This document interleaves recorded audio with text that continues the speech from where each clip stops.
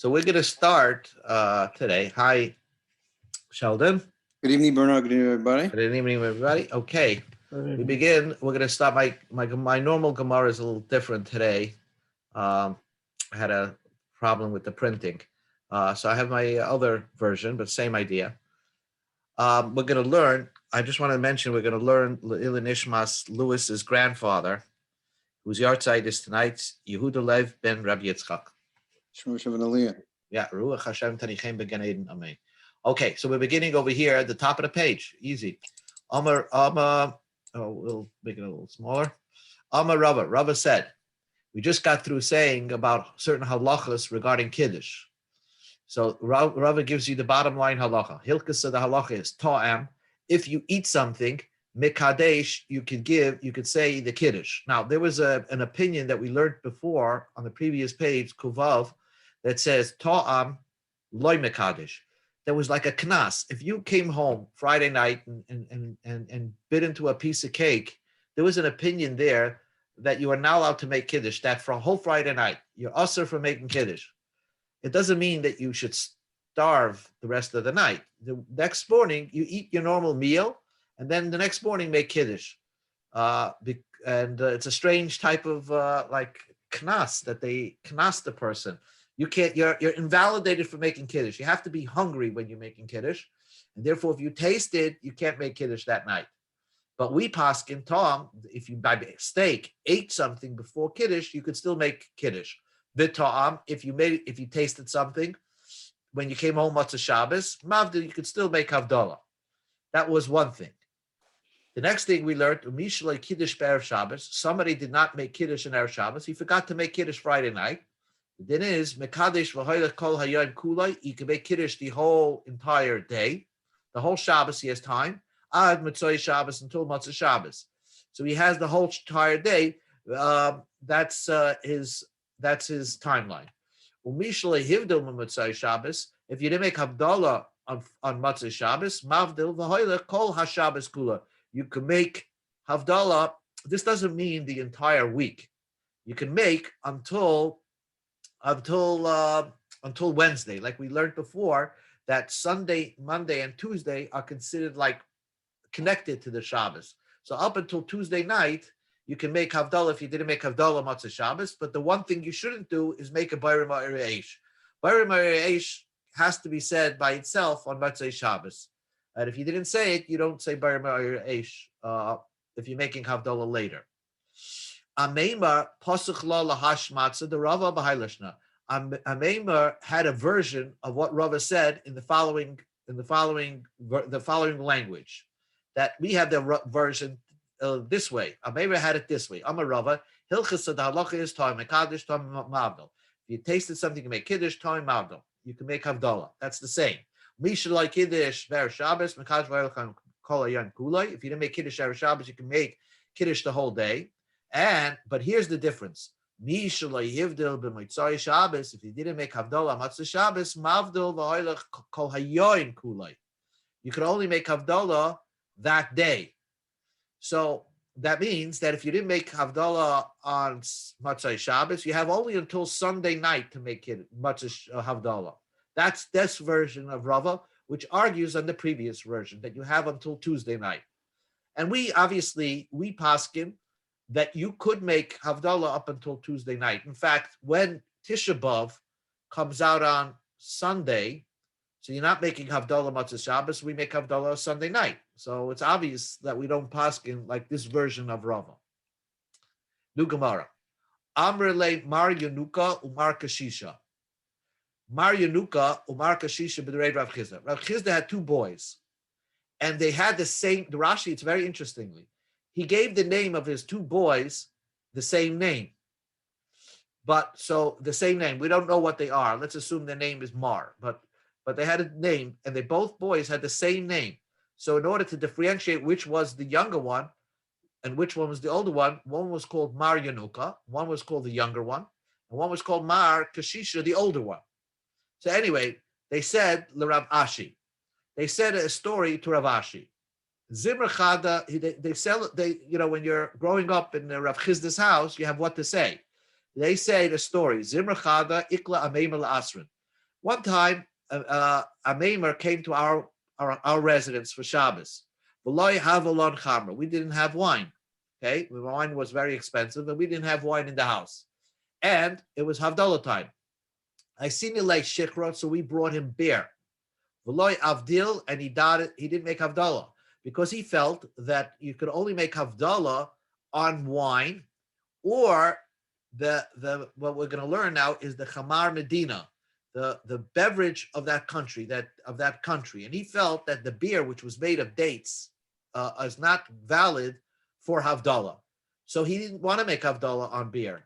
Uvas tavas. Uvas tavas means he went to sleep. Tavas means without eating. He didn't eat. Lemachar, so we realized that he's not eating. Tarachna, we worked very hard. By Sina Lechamer, we brought him wine. Va'avdil, and then he made Havdalah, Utoy Midi, and then he ate something. That's what he did. Lashana, the next year, to Aklil Azran. He came again to our city. Loi Havalon Chamra. We didn't have wine, right? Isina Shikra. So we brought beer. Now, again, this time he saw that everybody was making Havdalah on beer. It wasn't just him. It wasn't Isinu Leib. In the beginning, it says they brought him beer. So he didn't think that this was the Chamar Medina. Now he sees that everybody's making Havdalah on beer. Amar, so Ameimer said to himself, if this is so, if this is the practice here, Chamar Medinahu, this is the beverage of this country. It means it's the national beverage. So therefore, it has a cheshivas to make Havdalah on it. Avdil utar midi, and therefore he made Havdalah and tasted something. So what we see from there is that you could make Havdalah over the national beverage, which you find at times that you make Havdalah over beer, over a cup of coffee, whatever is the national, whatever is considered, maybe even some say even Coke, whatever would be considered a national beverage that you would serve a noble guest.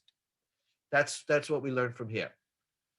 My father always, should live and be well, always on Matzah Pesach, he always would send me to the local deli to buy beer to make Havdalah on Matzah Pesach, because that was the minute not to use wine, but to show the chavivus of chametz. So we would make Havdalah on beer. So Shma Mina Tlas. We hear three things from this story. Shma Mina. Even if you made Havdalah during davening, you have to make Havdalah on the cup, because what you see from here is that we can assume that a Meimer went to Mariv and he said Atachan Antanu like everybody else. And nevertheless, he felt that that's not enough. Just because you made Havdalah in davening, you have to make a separate Havdalah over a cup of wine. Ushmamina, you learn from this story, also, you're not allowed to eat before you make Havdalah. That's why a Meimer who did not make Havdalah went to sleep hungry.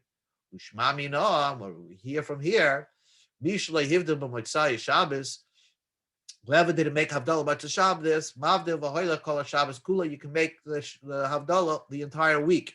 The truth is, you only see from the story that you can make the Havdalah on Sunday, but the Gemara says, because that's the halacha. You can make it the entire week. So now that we're talking about on the topic of Chamar Medina, Rav Huna asked once the question for Rav Chizda, can I make Kiddush over beer? So Rav Chizda answered Rav Huna, Hashta, this is the way it is. Ma pirzoime. Pirzoime is a beer like we have it, made from barley. Uteini, if you have beer made from figs. Va'asti, beer made from berries, right? Which are much more, these type of ingredients to make beer are much more chashuv than just to have beer made from dates. That even those type of high quality specialty beers, the boy named Rav asked, they asked from Rav this question: can you make kiddush over that beer? Rav went and asked that question to Rav Chia. Rav Chia asked Merebi. Rav Chia asked from Rabbeinu HaKadosh, Rabbi Yehuda Nasi, can I make kiddush over these specialty type of beers? But like Pashatle, Rabbi didn't have the answer. So Shichron Miboya, a plain beer, a Bud Light, certainly. If they didn't know the answer for the high quality beer, certainly you can't make it over a plain beer made out of barley. Savamina, so Rav Huna thought from Rav Chizda's answers, Kedusha Hudulay Makachin Alave. The truth is you can't make Kiddush over these things. Aval Avdulay Mavdila, but you could make Havdalah. Amalur Rav Chizda corrected it. Hachi Amar Rav, this is what Rav said. Kishem she'ein Makachin Olav, just like you can't make Kiddush over beer. Kach ein Mavdilin Olav. So also you can't make Havdalah over beer. Itmanami. We learned the same idea. Omar Taf Tachlifi Bar Avime Omar Shmuel. Even Shmuel said, Kishem Shem Mekachin Olav, just like you can't make Kiddush over beer. Kach ein Mavdilin Olav. You can't make Havdalah over beer. So the Gemara says a story. Levi, right? Shadar Leila Rebbe. He sent the present to Rebbe. What did he send this present? Shichra Bar Telesa Magoni. He sent Rebbe a beer that was soaked 13 times with dates. In other words, they put water on dates, and then they took this water and put it on another batch of dates until they did it 13 times. And so this tasted delicious. Ta'ame, Rebbe tasted it, have a bossam tuva. It tasted so delicious. Omar, he said, it's so delicious. You can make Kiddush on such beer. And you can say any type of praises in the world.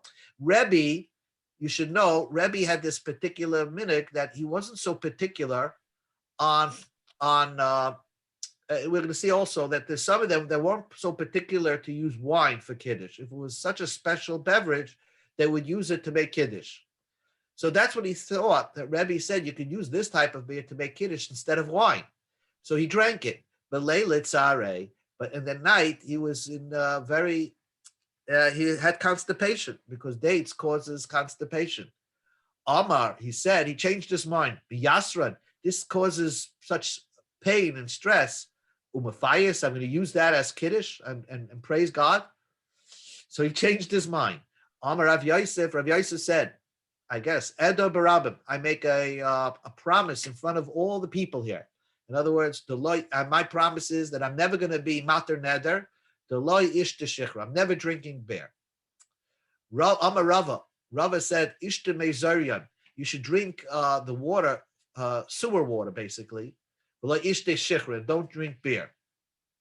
Va'amar Rava, and Rava said, Teheve shakiyuse shichra manda mekadesh shichra. The person should have only beer in his house if he's mekadesh, makes kiddush over beer. Beer was a very poor man's beverage. And therefore, if Rava said a person who, although could afford wine, is the mezalzel or degrades, insults the kiddush by making it over beer, so he should become poor and never to be able to afford wine, and his only drink should be his beer.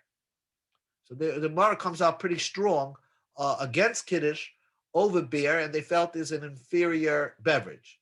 But then the Gemara says, Rav Ashkei Rav Huna. Rav found that Rav Huna, the Kaddish Ashikra, he would make kiddush over beer. Amalei, I guess it's not that way.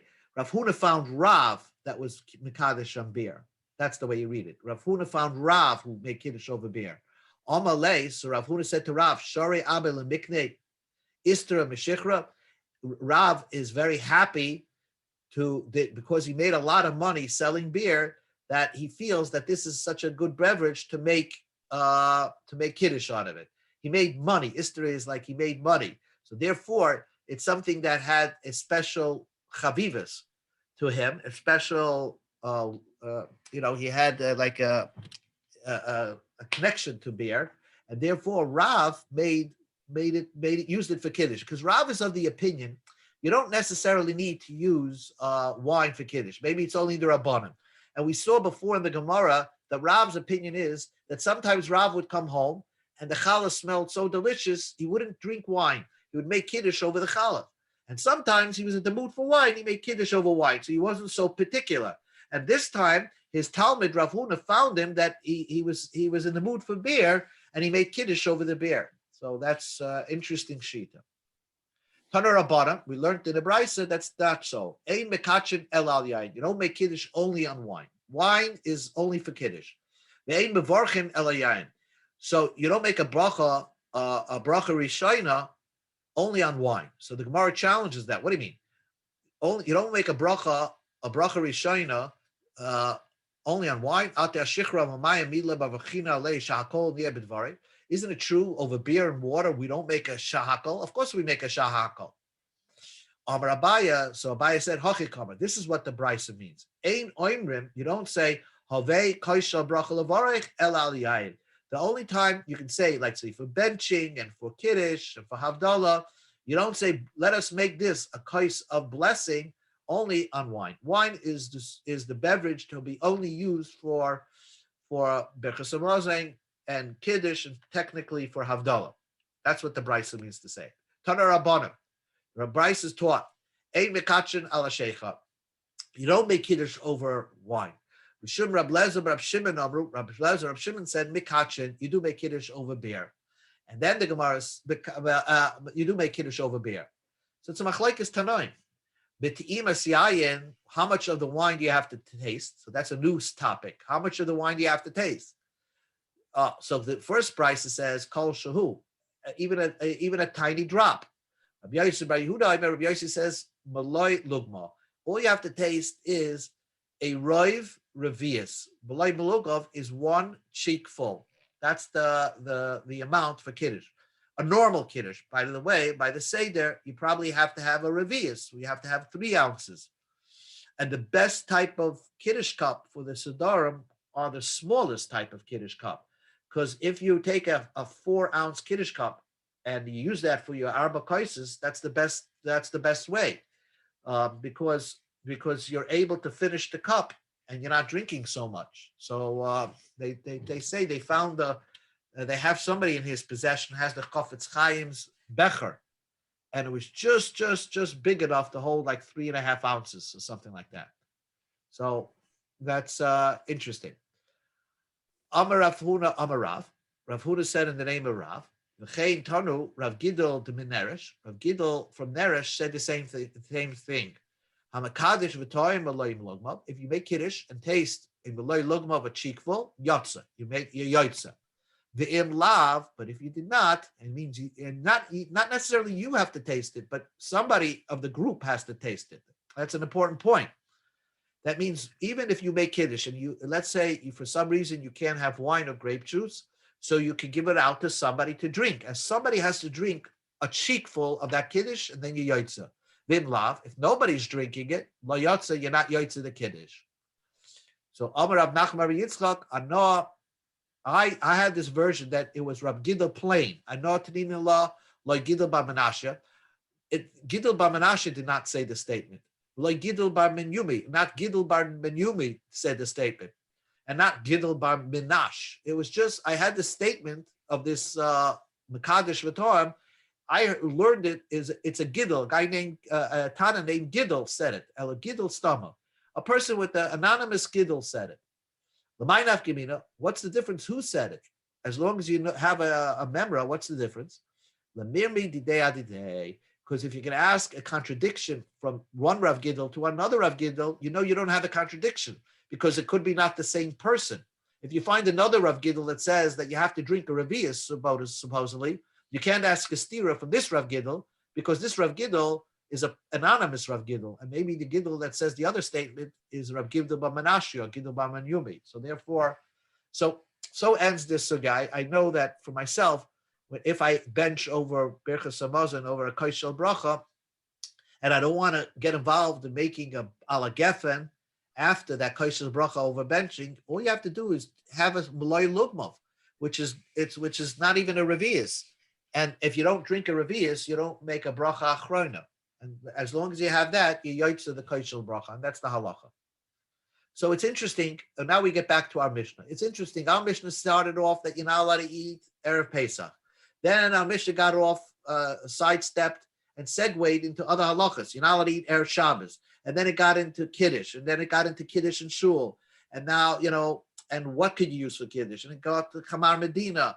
All stuff that you would normally find in Masechta Shabbos is not so much there in Masechta Shabbos. You find it here in Pesachim. But now, for the first time, after 7 blot, right, we get back into our Mishnah. The Mishnah said on Erev Pesach, Samach Lamincha, you're not allowed to eat, right? You're not allowed to eat. So now, here's the picture. From Alois Shachar, Netzachama, a day is 6 hours. 6 hours would be like 12 o'clock in the afternoon. The Mishnah said you can't eat a half hour before the mincha, right? So the Gemara has a question, which mincha did we say you can't eat a half hour before? Did it mean the mincha gedola? Mincha gedola is the ability to daven mincha at the first zaman, which is 12:30, 6.5 hours into the day. So the Mishnah is trying to say that by 12 o'clock you have to stop eating Erev Pesach. Is that what the Mishnah said? Or did the Mishnah said mincha katana? Mincha katana was the normal time that they brought the carbon Talmud, and there they brought it 9.5 hours in the day. So what the Mishnah means, you can't eat a half hour before mincha katana, and it's called mincha katana because there's very little zman left to the Tzeisa Kachavim, or Shkia and Tzeisa Kachavim. So the question is, did it mean this area, or did the Mishnah mean you can't eat from here? That's the Gemara's now question. Ibailahu, let me ask you the question. You tell me I can't eat samach lamincha. Did it mean samach lamincha gedola tanam? Does the Mishnah mean you can't eat closer to mincha gedola? At 12 you have to stop. Or dilma samach lamincha katana tam? Does it mean that very close to the small mincha? The Gemara says samach lamincha gedola tanam. Does it mean close to mincha gedola? So why would I have to stop at 12 o'clock to eat? Because the Gemara says the Mishnah is concerned about Mishum Pesach, because you have to bring a carbon Pesach. Dilma asa lemimshech, you're going to be drawn out in your carbon Pesach, va'ase melamnuye melavid pischa, and you're going to be held back from bringing your carbon Pesach because you got involved in a big meal. So don't eat from 12 o'clock and on. And so that was the reason of the Mishnah. Or maybe some mincha katana tanan. Our Mishnah is talking about the samach very close to mincha katana by 9 o'clock, 9.5 hours, by 3:30. So 3 o'clock you have to stop eating. And what's the reason of the Mishnah? Mishum matzah, because of the matzah, you can eat matzah that night. Dilma asal melchel matzah achila gasa. Maybe you can eat the matzah like a nauseating type of eating. Either it's not a hiddur, or you'll be so stuffed. As there's two types of achila gasa, but you'll be so stuffed that it's dangerous to eat. That's how stuffed you'll be. So anyway, either way, that only applies from 3 o'clock in the afternoon and not so early. That's what the question of the Gemara is. Samach l'mincha gedola, samach l'mincha katana. Now you could already ask, if it's samach l'mincha katana, why did the Gemara say that we're concerned about the matzah, that you're not going to eat the matzah with the appetite? You're not going to eat the carbon pesach with the appetite. So the Rashbam gives two interesting terutzim. One teretz, one's not so interesting, but one interesting teretz is that there's always room for a piece of meat. With a piece of matzah, even a little bit of food will make you not want to eat the matzah. But for the meat, we're not concerned so much that you'll eat that without an appetite. That's true. I mean, Shabbos afternoon on the short Shabbosim, who wants to wash again, even if the shul is giving out matzah? It's very hard. But if you're giving out, lox or whatever, or something like salty or mealy, you could eat it. That's one teretz. Or the Gemara is talking about bisman hazeh. When we don't eat the carbon pesach, still you're not allowed to eat samach l'mincha katana. So that's the Gemara's question. Amar Ravina says, I'll prove it to you, that it means samach l'mincha katana. That's how we're going to say it. Because the Brisa says, Zafila Agrippa Samelach, Agrippa the king, who was a kosher king from the Chashmonaim, he was a regular Jew, Shu Rogal Lecha B'Teisha Shoyes. He was very accustomed to eat. He ate his breakfast 3 o'clock in the afternoon, right? I know some yeshiva guys who do that. He ate 3 o'clock in the afternoon. So the Brisa says, Oisa Yom Erev Pesach Lo Yochel Ad Shetachzon. He is not allowed to eat until it gets dark. So we're saying that even Agrippa Samelach is not allowed to eat. Now, you can see the question. Agrippa used to eat on the 9th hour, let's say between 2 and 3 o'clock. That's when he used to eat. Now, if you told me that the Mishnah says samach l'mincha katana l'mincha gedola, then what's the chiddush? Certainly you're not allowed to eat. The Isser started. What are you telling me? Even Agrippas is not allowed to eat. But if you tell me the chiddush is mincha katana, so now there's a chiddush. Agrippas, when he would start eating a meal, it would certainly extend for a couple of hours. So therefore, he gets the extension, not only samach lemincha katani keri, but even before that, because when he starts eating, it's automatically going to extend for a long time. So that's the chiddush. So it must mean that samach lemincha katana katam. That's what it says. Yamrit bishlama. If you say this way, that samach lemincha katana tanan, that the Mishnah means you're not allowed to eat before mincha katana. So then I understand very well that brisa.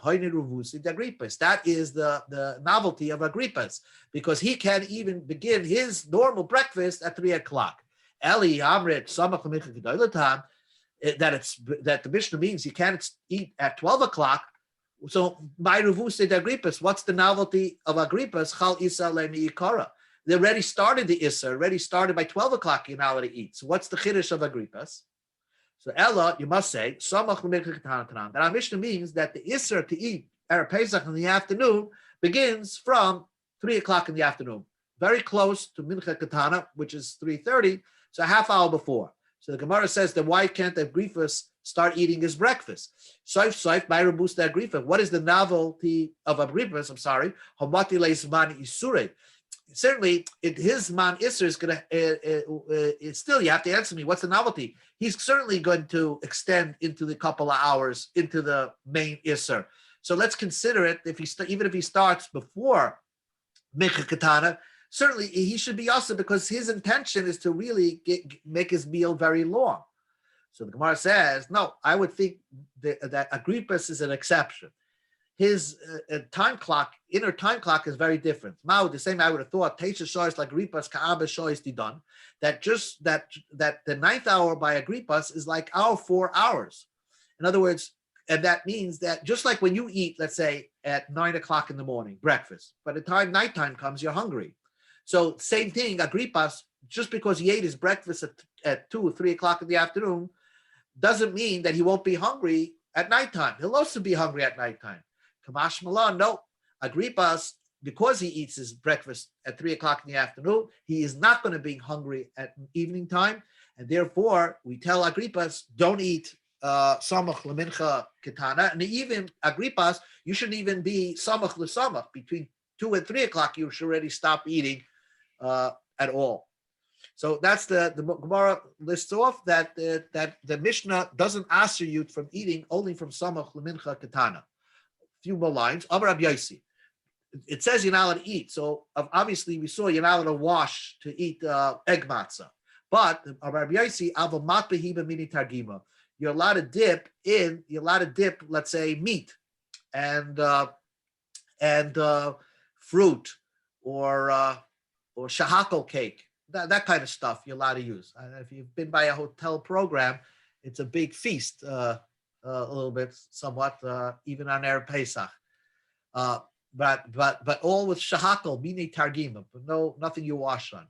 Rabbi Yitzchak matbil b'yarke. He would dip with vegetables. Now he specifically dipped with vegetables. He would have a vegetable plate on Erev Pesach, so that his appetite should open up. That's the point. He wanted to have a good appetite for. And the interesting thing is, the Amoraim did what they can to increase their appetite for the matzah. Tanya Nami Hach, we learned to the Brisa. Hashamash matbul b'bnei ma'ayim.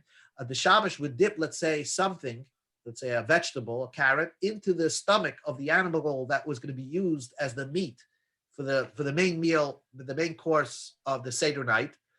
And the noisel if they orchem, he would give it for the guests. So when they taste a little bit of that, shmek of meat, they're going to have such a desire to eat this to dinner that night that when they eat the matzah, they'll eat it with a hearty appetite. I have no proof. If you want to prove that eating makes you want to eat more, I'll bring you a proof from a pasuk. Shnamar nir lechem nir, you plow al tizru koitzim, and don't plant the next to koitzim, next to thorns. You have to first plow and uproot the weeds, and then you can make a plow, and then you can seed. So what you see, sometimes you have to do a preparatory something in order to plant something. So there is a preparatory action that you need to do if you want to eat a good meal, and that is you eat appetizers, so that you could have a larger appetite when you finally sit down to the meal. The Gemara gives the ideas of what the Amoraim used to do Erev Pesach. Rava, it's fascinating. Rava, look at his appetite. He would drink wine the whole day Erev Pesach. Imagine that. He knows he's going to eat 4 cups of wine, but he drank wine Erev Pesach. So his heart should be drawn out. The mechel matzah tvei leurta. You can eat a lot of matzah at night. Apparently, there's some Indian to eat not just the first kazayas matzah, but to eat a lot of matzah that night, not just one. And Amar Rava, where did I take this idea? The chamra migragara, that chamra, the wine draws you out. He didn't see it on a YouTube. He found a source for it in the Gemara, that wine can make you have a larger appetite. Now we learned in the Mishnah, bein hakaisus alalu, between the cups of the first cup and the second cup. Let's say after you make kiddush, and while you're saying the Haggadah, in Ratzah Lishtosh, if you want to have a drink of wine, during the first cup and the second cup, yishta, you're allowed to drink it, even though you didn't eat the matzah yet.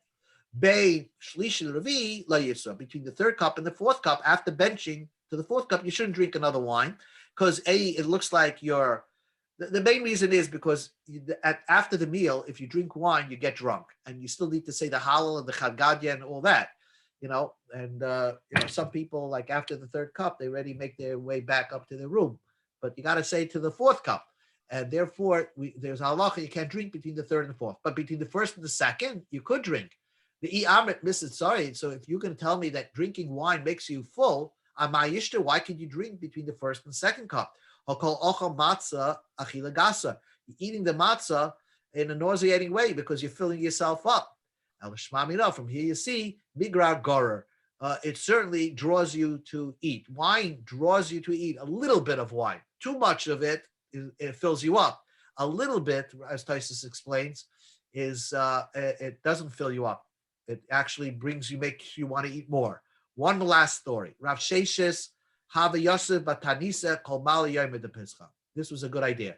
Rav Sheshes would sit and fast every Erev Pesach. In fact, some people do that. Bechorim do that. Want to be makbid, not to have it see him, and would follow this practice of Rav Sheshes of not eating, fasting Erev Pesach. I try to myself not to eat much on Friday, so I can come into that Friday night meal with a nice appetite. It's a good practice.